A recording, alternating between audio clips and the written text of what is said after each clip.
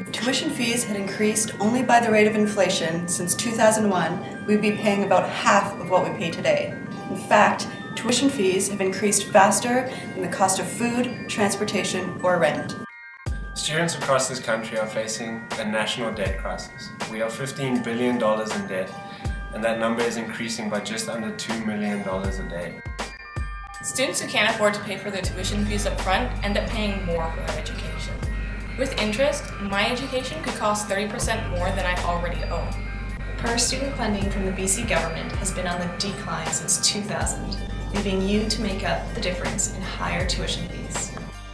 First Nations people are the fastest growing demographic in Canada, yet the federal government put a 2% spending cap on the post-secondary student support program. Between 2001 and 2006, over 10,000 First Nations students went unfunded, and this number doesn't even include Métis or non-status First Nations who aren't applicable to apply.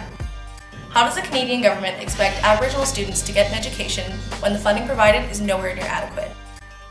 British Columbia faces a significant shortage in skilled tradespeople. Unfortunately, the record high cost of post-secondary education and recent funding cuts undermine the efforts to solve the skills shortage. Students face different challenges in all the provinces of Canada. But if one thing is for sure, is that we are united with the goal of building an accessible, fully funded, public post-secondary education system. Students have public opinion on their side. 87% of Canadians believe that tuition fees should be reduced or frozen immediately. British Columbia offers the lowest non-repayable student financial aid of any province. We need a Post-Secondary Education Act that ensures affordable tuition fees across Canada. There needs to be an increase in the number of upfront needs-based grants available to students. 5 years ago, when students last rallied across Canada, we won $300 million in new student grants. You don't have to keep paying high tuition fees. When you unite with students across Canada, we can change post-secondary education.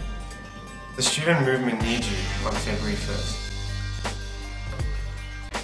I would love to see you take part in the National Day of Action on February 1st, because we are fighting for a simple but powerful goal. Education is a right.